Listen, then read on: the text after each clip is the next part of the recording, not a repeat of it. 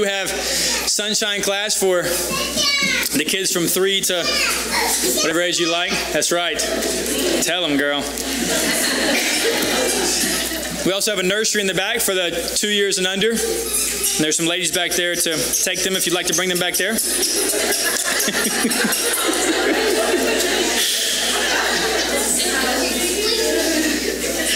Well done, Miss Amber. And of course, as always, if you prefer to keep your child with you, that's completely fine. The sounds of babies and of kids don't bother us. We rejoice over them, which is good because we have plenty. We have been in Colossians now for about 4 months in this series, and we are drawing our way to the end. Chapter 4 does exist, but half of chapter 4, if not more, is just his saying goodbye. So we don't have too many sermons left on this book, which I have loved, which has been great for my soul, as hopefully has been good for you as well. We have come to a passage today that I have both dreaded and look forward to. One of the issues, but the reasons we do it, of preaching through the books this way is because you can't avoid the passages that are sometimes more difficult to talk about or less culturally comfortable, which is good for me because I have a tendency to take the easy way out. But we have found ourselves here at verses 18 and 19. Let's read them together. Colossians 3, 18 and 19. Most of the passages will be on the screen, but it is helpful, I think, to have your Bible in front of you. If you don't have one, there should be one in front of you in the pew, and you can take that home with you if you'd like to. Colossians 3, verse 18 and 19. It says, "Wives, submit to your husbands as is fitting in the Lord. Husbands, love your wives and do not be harsh with them." You ready? Here we go.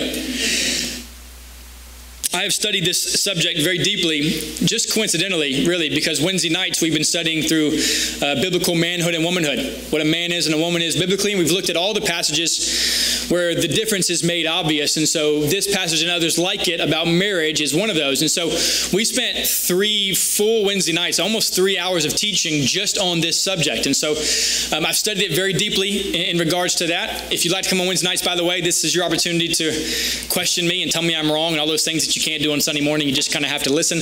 But you do get to do that on Wednesdays if you'd like to join us. So about 3 hours of just teaching, of course, many more of preparation on this subject in particular. We won't, of course, go 3 hours this morning. 2.5 should do it. All right. The teaching biblically is that Christian marriage is absolutely wonderful and beautiful and designed by God, and that it works best and shines most brightly when it's done in the way that God intended it to be done, which is the way of everything, of course. Some preliminary statements that you have at the top of your outlines in the back of the bulletin is that marriage and love in reality and in Christianity is not like the Disney version, not like the Hollywood version in all kinds of ways. I'll give you a few just to get us going. Number one, marriage is not the end of the story or the end of the struggle. So many of those stories end with happily ever after, as if it's just easier from there on out. But obviously, none of those people that wrote those stories have been married. Now, marriage is awesome and wonderful and beautiful and brings happiness and joy, but it's okay to admit and good to admit that often it's difficult. And that's a good thing, that often it involves struggle, and that's good. And the reason that it involves struggle is because you're very difficult, right? You are a very difficult person. And I know most of you are elbowing your spouse saying, you hear this, he's talking to you. But actually, I'm talking to you. You are a sinner, and you are selfish. And if you weren't selfish and a sinner, regardless of your partner, your marriage would be a lot better. But here we are. You, a selfish individual, and me, and your partner, and everyone in here, sinful, selfish people. And so being married is often going to be difficult because you're dealing with a sinner. And you're also dealing with your partner. Secondly, love isn't a pit that you just fall into. Now, I'm fine with the phrase fall in love. I've been falling in love with my wife for the last 13 years. Points for that one. But the idea is that it's this thing that you just can't control, right? You're walking along one day and all of a sudden you fall into a hole. It was covered up and you found yourself in love and you can't do anything about it. But that's just never the way the Bible talks about love, and certainly not the way the Bible talks about marriage. For instance, 1 Corinthians 13 starts, love is patient. Patient. How many times have you woken up in the morning and thought, I can't wait today to be patient, right? I can't wait to find myself in a situation that calls for my patience. Love biblically, and marriage by extension biblically, is not this thing that, well, I feel it today and tomorrow, who knows? It's a conscious decision that one person makes for another's good, regardless of how they feel about them on any given occasion. It's okay to say there will be times and moments, maybe days, where you don't like your husband or your wife, and yet still you have chosen to love them. You have made them yours, and you are theirs. Love actually has very little to do with what you feel like doing. Very often, love is doing the opposite of what you feel. Go ask people who have been married for 40 years, for 50 years, what it is that has kept them together. And they will not tell you, well, it's just this, I still get this, it's just this warm, I just like them all the time. It's just a warm feeling. Butterflies come in the morning and wake us up together and we enjoy the day. It is that these people have this rock solid, covenantal, based on Jesus' commitment to each other, so that even when the days are awful, they're still in the same team. I have committed to him, I have committed to her. I am his and he is mine. Malachi 2:14, one of my favorite verses on marriage, one verse, half a verse, says, she is your wife and your companion by covenant.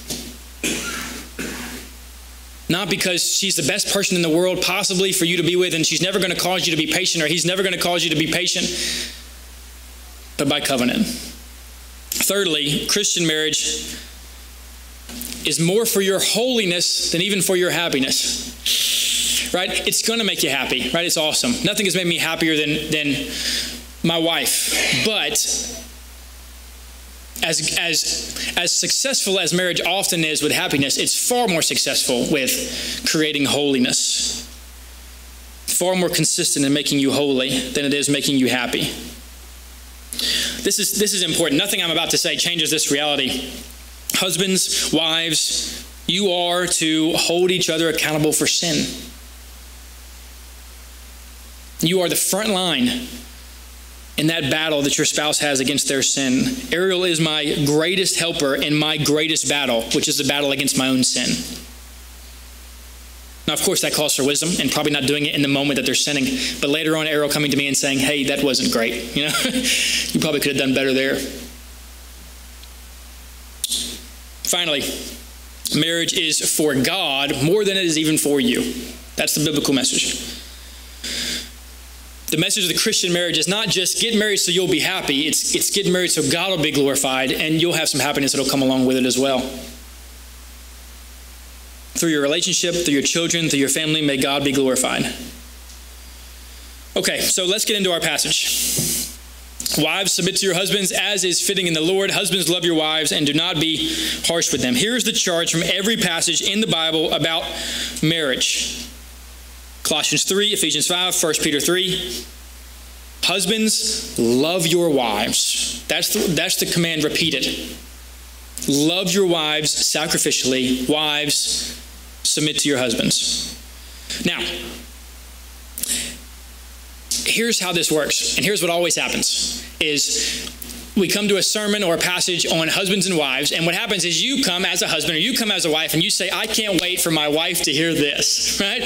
What a joy it's going to be for the preacher to preach at her, for her to hear all the things that she needs to do better. And so you're going to listen to the sermon and you're going to hear this verse, and you as a husband are going to say, hey wife, you hear that? And you as a wife are going to say, hey husband, do you hear that? When those things weren't for you. In fact, in these verses, what happens almost is if Paul turns and says, okay, husbands, I'm talking to you now.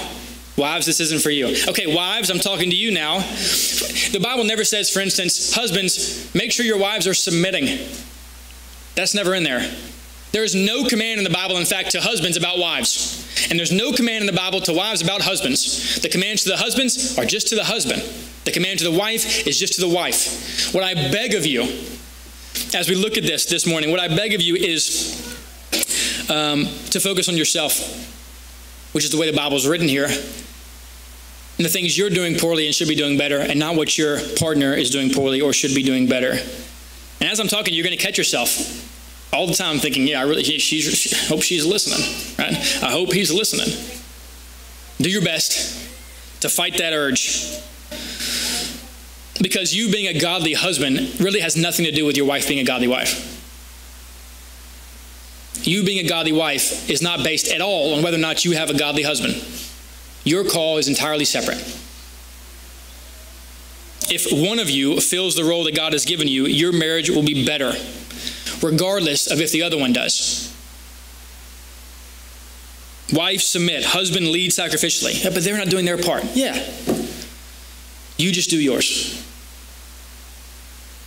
All these passages have this phrase, unto the Lord, unto Christ, because very often your husband is not going to be worthy of your submission. Very often your wife is not going to be worthy of your sacrifice. Christ is always worthy.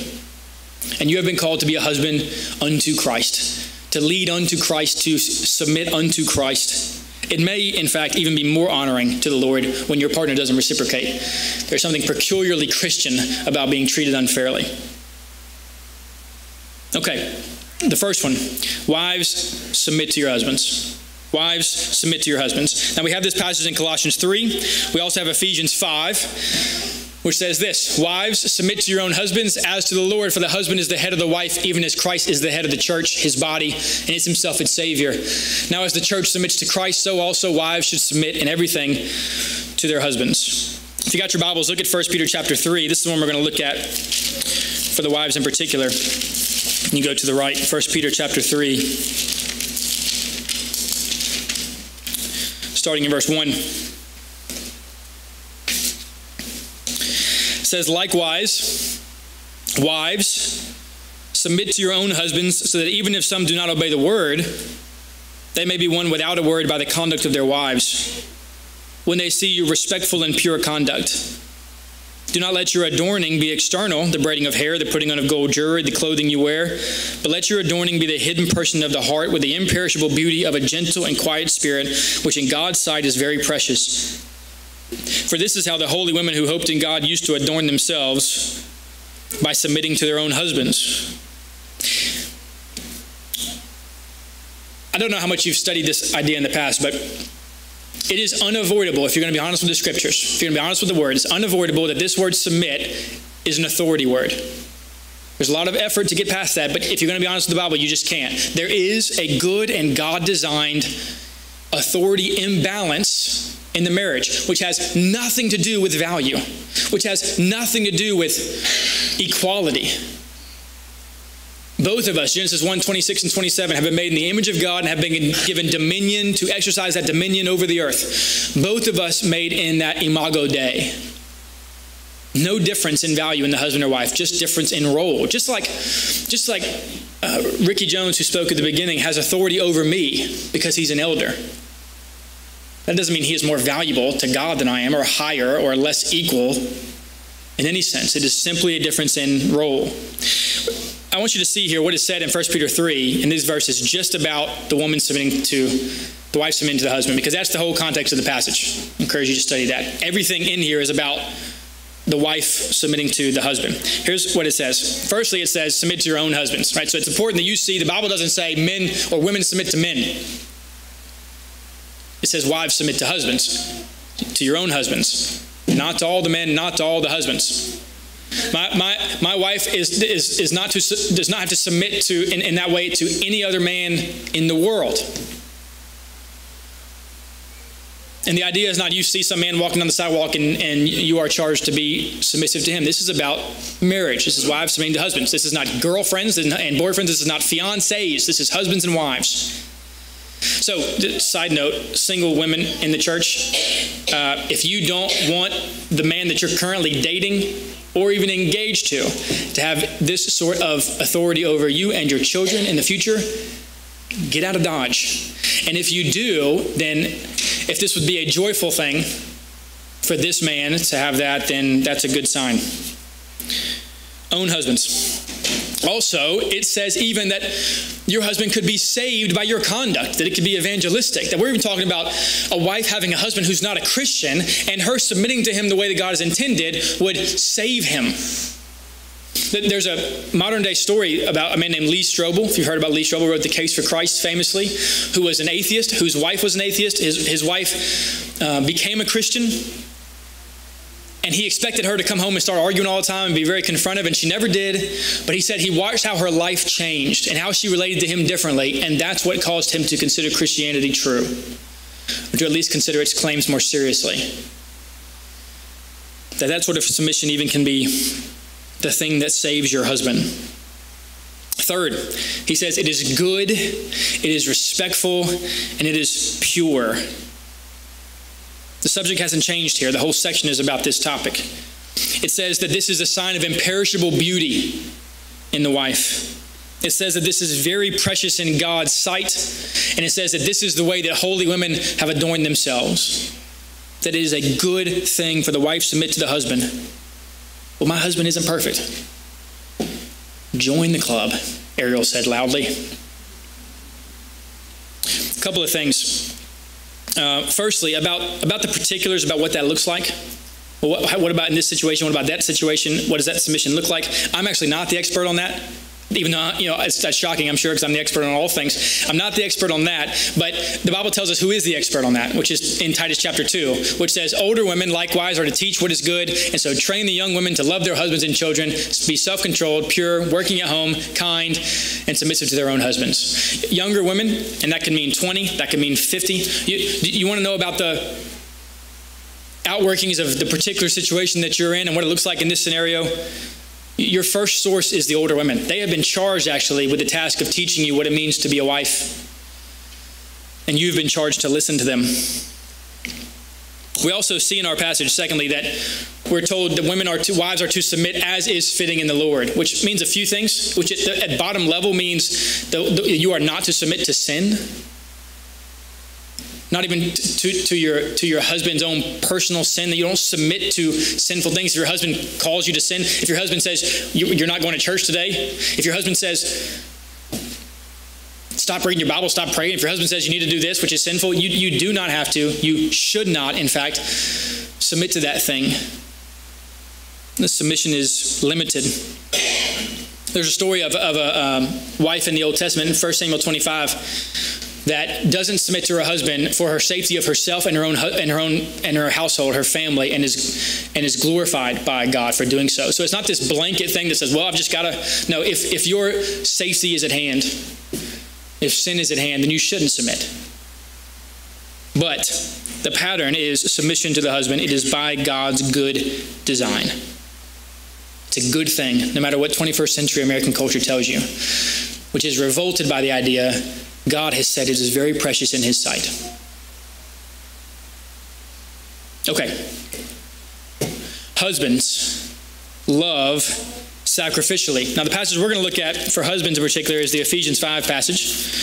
You can flip back to the left to Ephesians chapter 5. Husbands love sacrificially. Okay, husbands. None of that first part was for you. So the conversation in the car does not, you hear that? You should have been submitting and you haven't been. Here's the part for you. You shouldn't even have heard the first part. Here's the part for you. Love sacrificially. What if she's never, ever submitted, never going to? That has nothing to do with this call. Totally irrelevant. Love sacrificially.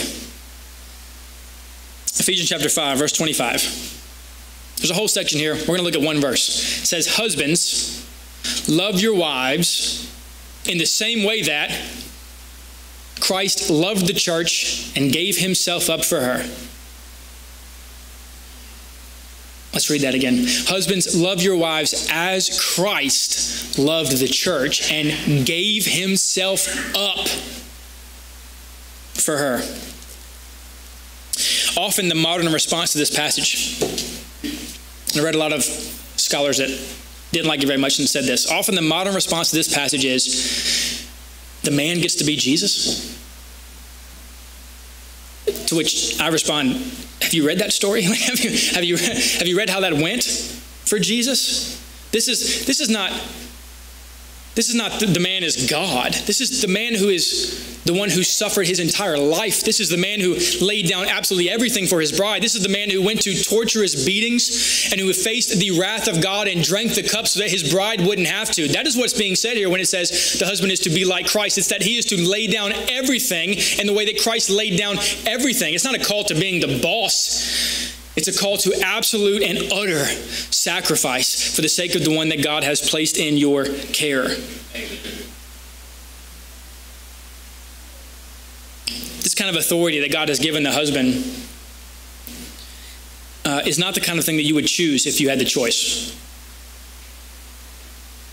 This is not the kind of authority that brings a scepter. This is the kind of authority that brings a heavy burden. The kind of thing that if in the beginning God said, okay, I'm going to give one of these two, you would be thinking, I really hope it's not me. This is the kind of authority that says if anyone is going to sacrifice, it should be you. We know this deep inside of us, don't we? Whether you're Christian or not in here this morning, you know that the men should be the one that sacrifice. You don't know why you know that, but you just do. You know that if someone breaks in your home tonight and the woman were to be the one that to go up and to face the burglar, that would be the highest of shame. Why is that? Just because in the middle of the night, if Ariel hears a bump in the night, which she has for about every year of our 10-year marriage every night, if she hears a bump in the night and I turned over and said, Ariel, you got to go check it out. And what would you think?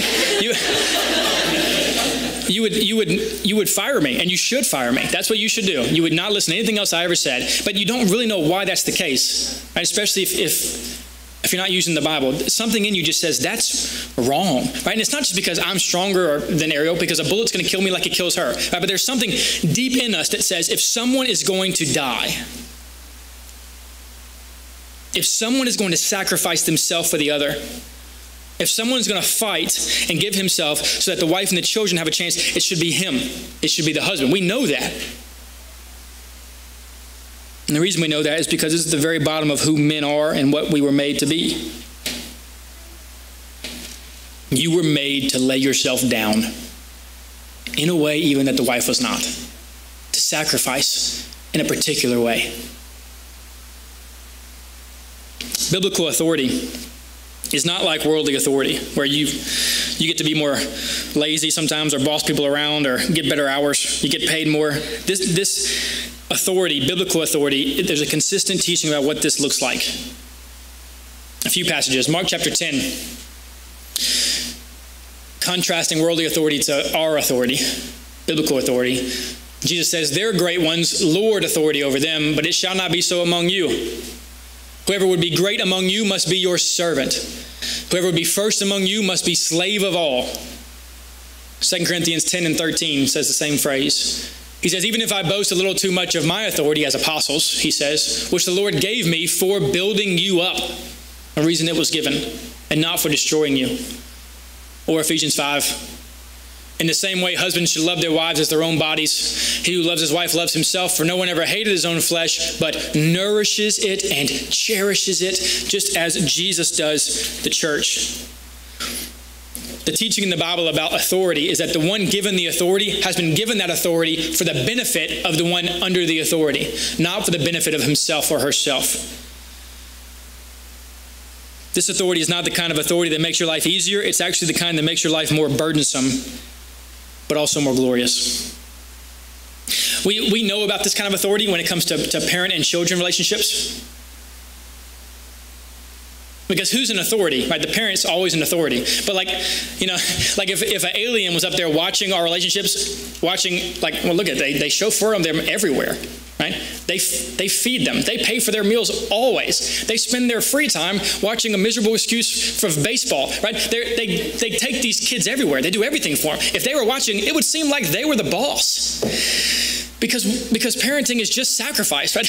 That's what parenting is. It's laying yourself down for the sake of your children. It's laying your desires down for the sake of your children. And we know that. And yet, we know the parent is the one in authority at every moment. Because parental authority means sacrifice. The same thing is true here. Of course, difference in authority is not the same. But the idea that this is what authority is here as well. Authority has been given to you, dear husbands, Not to make all the calls, but to lay yourself down in the dirt so she can walk over you. To sacrifice of yourself for the sake of her and the children. By the way, back in 1 Peter chapter 3, which we read for the women, the final verse in that section, verse 7, says this: Husbands, live with your wives in an understanding way, showing honor to the woman as the weaker vessel, since they are heirs with you of the grace of life, so that your prayers may not be hindered. Now, the weaker vessel part is a lot. We spent a Wednesday on it. Come join us. You can ask me on Wednesday. But the part I want you to see here is that the husband is the one who is threatened. Always, by the way. The one with the authority is the one who is warned. Here even saying, if you don't do what God has called you to do, your prayers will be, the word hindered there is like a wall. There will be a wall for your prayers to reach heaven. Your prayers won't reach heaven if you aren't the husband that God intends for you to be. The one with the authority is always the one that is warned. This is why in Genesis chapter 4, after Eve is the one who talks to the serpent, and Eve's the one who takes the first bite of the fruit, that God comes to the garden looking for Adam. This is why throughout the rest of the Bible, when they talk about the Garden of Eden, the one who is held responsible is Adam.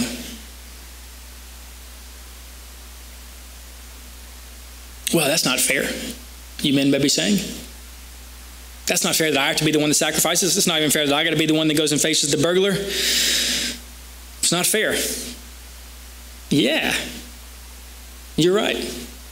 It's not fair. That's what children say. Right? That's what little boys say. Little boys stomp around and say it's not fair. You don't know any men, not real men, that whine because it's not fair. Of course it's not fair. Anyone who's been a human, anyone who's been a man for any period of time knows it's not fair. It's never intended to be fair. It's not supposed to be fair. It's not fair. Men don't want fair. Men want the fight. Men want the fight. You were made for war. You want the battle for your wife and for your children and for your soul and their souls and for the spiritual health of your home. The battle against your sin primarily, and then helping others in the battle against theirs. Men were made not for fair, men were made for fight. In fact, men, husbands in particular, fathers in particular, if you look around your life and everyone else is sacrificing as much as you are, then you're doing it wrong. Let me finish being very practical. This kind of authority that the husband has over the wife is not micromanaging. Right? Proverbs 31 is a great chapter to read in this end. This woman is doing all kinds of things, and we have no indication that her husband is hovering over her, making sure she's making all the right calls.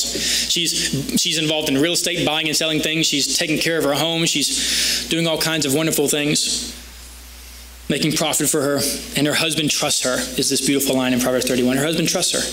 There's trust. C.S. Lewis says that Christian headship, which is the word used often in the Bible for this idea, that Christian headship is the inevitable result of the fact that marriages last forever. That in any other relationship, in any relationship that you have with somebody, anytime you come to a fight in your argument and you just can't agree, it's a serious thing, something you can't just sweep under the rug. When you come to a serious thing, you have a couple of options. Either somebody makes the call or you just leave. Try again somewhere else. But since Christian marriage is intended to be without end, then there must be one head instead of two, which is deformed. One counselor said, in unhealthy marriages, it's the meaner one that normally makes the call. In Christian marriages, it should be the husband. In those situations. And now those situations should be, I've found in my marriage to be profoundly rare. Extremely often what happens is me and Ariel talk about it and we agree. The vast majority of the time. But on those occasions that we don't, what is to happen? Can't take it to a vote. It's just 1-to-1. Someone must have the ability to make that call and have been given that burden by the Father. Well, what if he makes the wrong decision? He's going to sometimes.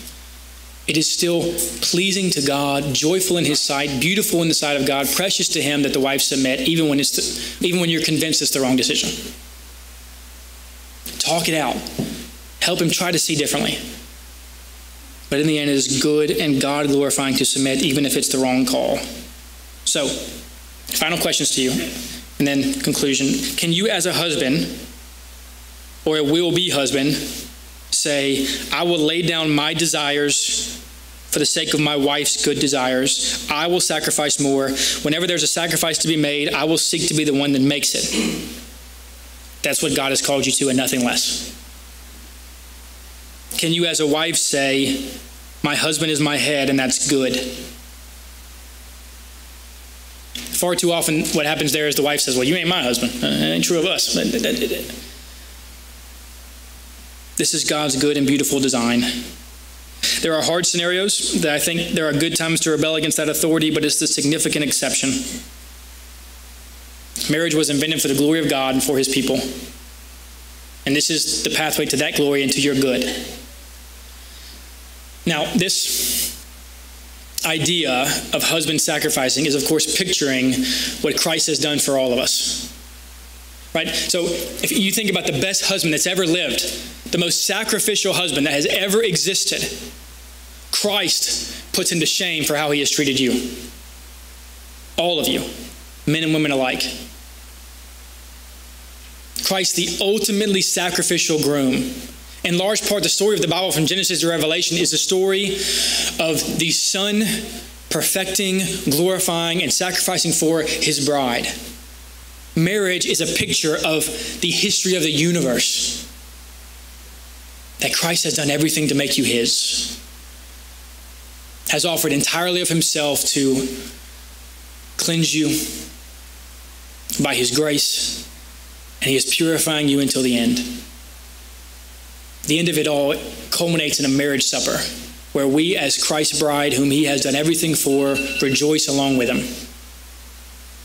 We gather as a church, which is called throughout the Bible the bride of Christ, to rejoice that Christ paid the sacrificial price for us that we never could have paid for ourselves.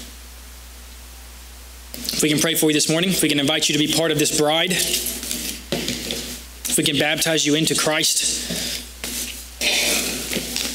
and make him also your groom, anything at all, please come while we stand and while we sing.